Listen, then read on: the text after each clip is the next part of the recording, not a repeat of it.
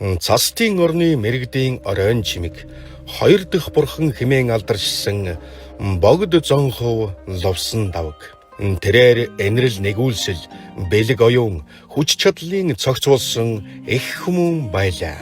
Түүний түүх тэртээ бурхан багшийн үеэс эхлэлтэй. Эрт дээр цагт бурхан багш шагжаа мууны бурхан замбуу твд залрах үед нэгэн бяцхан хүү түүнд чин сэтгэлээсээ болор ирэх өргөсөнд бурхан багш өргөлийн таалан хүлээж аваад ирээд үед цастын оронд сумади гэрди буюу ловсон давг нэртэйгээр мэндэлж миний шашныг сэргээн дэлгэрүүлэх болно хэмээн бошиг лүндэнг айлдан ёроол тавьсан билээ. Тэр цагт Лусын хаан далайн гүндэх эрдэнсийн сангаасаа нар зүү эргэлттэй номын дунг гарган ирж бурхан багшид өргөхдөө таны номын дуу энэ дунгийн дуу мэд ертөнц даяар мөнхөд цуурайтах болтугай хэмээн өрөөсөн байдаг. Бурхан багш тэрхүү Лусын өргөл дунг болгоон авч өөрийн шав шид туйлгаан Моугалжибуд өгч үүнийг цастын оронд нуугтун. Цаг нь болохоор надад шилэн ирэх өргөсөн хүү энэ хүү номын дунг олж явах болно хэмээн даалгав. Моугалжибу тухайн дунг багшийн зарилгын дагуу ирээд үед гандан хийд сүндэрлэх ууланд нуужээ. 1357 онд түүнийг мэдлэхийн өмнө эцэг эхт нь гайхалтай зүүд совин иржээ. Ээжин зүүдэндээ Тэнгэрээс жанрайсаг бурхан залран бууж биедэн шингэж байна хэмээн зүүдэлсэн нь жанрайсаг бурхан хүний биед ховлон залрах шинж. Аавын зүүдэнд Манзушир бурханы орноос заларсан гэлэн хүн гэрт нь ирж буйгаар зүүдэлсэн нь Манзушир бурхан тэдний хүү болон морилох шинж тэмдэг байлаа. Түүнийг мэдлэх үед хүйн таслахад цус туссан газраас цагаан зандан мод ургасан гэдэг. Тэр модны навч бүр дээр бурхтын дүр тодрон гарсан нь түүнийг эгэл жирийн нэгэн биш болохыг баталсан гайхамшиг байлаа. Энэ модноос улбаалan энэхүү газрыг хожмоо гөмбөн буюу бомон лагшин хэмээн нэрлэжээ. Хүү багасаа бусдад өгөөмөр номыг анхааран сонсдог хүмүүсийн сэтгэлд гэрэл асаадаг байлаа. Хаяа түүнийг тойрон нарийн цацраг туяа татах нь насанд хүрсэн хүнч гайхширмаар билээ. Цаг хугацаа урсан өнгөрч тэр Чожи дондуурын чин химээх эрдэмт багшийн шав болон номонд суралцаж эхлэв. Тэр мөчөөс эхлэн хүүгийн зам мөр энэрл бясалгал анхааран хэрэгжүүлэх хичээл зүтгэлийн бодит жишээ болов. Тэр сурсан мэдлэгээ ном хаялцах буюу мэтгэлцэн баталгаажуулдаг байлаа. Залуухан насндаа тэрээр саажа, гаржууд, жонон гээд олон урсгалын мэрэгдтэй ном хаялцаж хурц мэргэн ухаанаараа гайхагдаж байлаа. 1398 оны тэр нэгэн шөнө Энэтхэгийн их бандида Будапалита зүүдэнд нь заларч номоор адисласан нь хоосон чанарыг онж мэдхийн эцсийн түлхүүр байлаа. Одлгүй тэр бээр хоосон чанар гэдэг бол бүх зүйлс өөрийн мөн чанараар хоосон ч хоорондоо нарийн шүтэн барилдаж оршдог гэсэн үг юм байна гэдгийг яг л харанх үед гэрэл асах мэд ухаарав. Богд зонхов 46 нас сүүдэр зооглох 1402 онд шавь нарын хамт Радин химээх газарт даяанчлан суув. Богд зонхов энэ үед Энэтхэгийн их бандида Адиша богдын бодмөрийн зул шаштрыг нягтлан болгоож байв.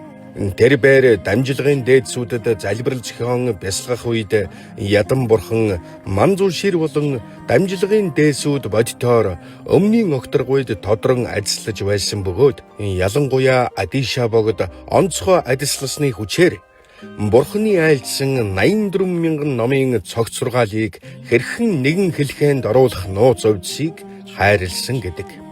Ийхүү тэрээр бурхад дамжилгын дээдсүүдээс асуусан асуулт бүрийнхэн хариуг авч эргэлзээг арилган алдарт их бодмөрийн зэрэг буюу Ламрим Чинмо хэмээх номоо туурвж эхлэв. Энэ ном нь зүгээр нэг судар төдий бус 3 цагийн бүх бурхтын айлдвар нэг дор хурсан эгэл нэгнийг гэгэрүүлэн гэтлэгдэг эрдний сан байлаа. Түүнийг энэхүү номоо туурвэн зохиох үед Тэнгэр хүмүүн баясаж байгаль дэлхий хүртэл онцгой шинж болох Тэнгэрээс цэцэг хурмит бууж солонго татсан гайхамшигт дохионууд үзэгдэж байсан гэдэг. Бодмөрийн зэрэг нь гэгэрлийн зам мөрийг бага, дунд, их төрлөختний 3 зам мөрд ангилан бодголын дөнгөж номд орж буй мөрөөс эхлээд төгс гэгэрэлд хүрэх бүх замыг алган дээр тавьсан мэт тодорхой зааж өгсөн юм. Энэ цагаас хойш бодмөрийн зэрэг буюу ламрим нь Монхогийн харанхуйг гээгүүлэх оюуны нар болж олон түмнийг авралын замд хөтөлсөөр байна. Богд зонхов гандан хийдийн суурийг тавин газар хуулж байх үед урд насны өрөөл бэлэг оюуны ялгамжаа бэлэг дэмбэрлийн хүчээр шорон дороос өнөөх цагаан дун дахин гэрэлтэн гарч ирэв.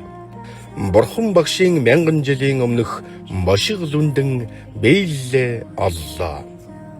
Тэрээр дунгүлээхэд түүний дуун арслангийн архирамид хүчтэйгээр уулсыг дамжин цуурайтаж сонссон бүхний сэтгэл дэх Монхогийн нойрыг сэрээсэн гэдэг.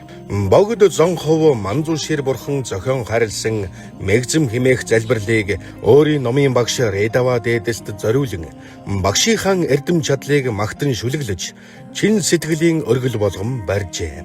Тэрхүү шүлэгт ганжин хаави зүгжин Радева буюу цастын мэрэгдийн оройн чимэг Редава хэмээн оруулсан байлаа. Гэтэл багш нь тэрхүү магтаалыг сонсоод энэх магтаал надад таарахгүй. Харин чамдал зохистой болно хэмээн айлдаж шүлгийн төгсгөлд байсан Редава хэмээх нэрийг ловсон давг буюу Сумади гэрди хэмээх богд зонховын алдраар солин буцаан хайрлжээ. Ингэж гайхамшигт мэгзэм химээх залбирал үүсжээ.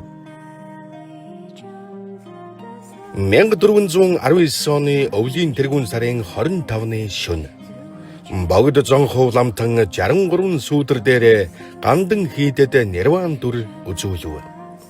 Гэвч тэрээр жирийн хүн шиг амьсгал хураасангүй. Тугдам химээх гүм бясалгалд орж өтөл биеийн залуужин 16 настай хүүхэд мэд тунгалаг болон ховирч бодит биеийн элбийн бие шилжсэн гайхамшигт үзэгдэл болжээ.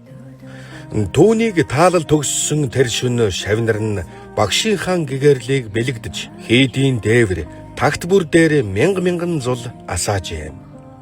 Хав харанхуй шүнийг өдөр мэт гээгүүлсэн тэр мөчөөс эхлэн зулын 25 химээх уламжлагдан зул өргөх, буян чамдах, явдал мөрөө засах, нийтийн төлөө улам хичээх дүйчин өдөр болсон. Өнөөдөр зулын 25-ныг зөвхөн Монголд төдийгүй Орос, Энэтхэг, Америк, Европ дахь сая буддистууд нэгэн зэрэг тэмдэглэж байна. Зул өргөн гэдэг нь зүгээр нэг галаас ахын нэр биш ээ. Энэ бол харанхуйг гэрэл арилгадаг адил би өөрийн сэтгэл дэх Монхогийн харанхуйг энэхүү зул өргөсөн буйнаар арилгая гэсэн утгатай юм. Богд зонховын асаасан нэгүүлслийн гэрэл та болон танай гэр бүл хамаг амьтны сэтгэлд үрд асах болтугай.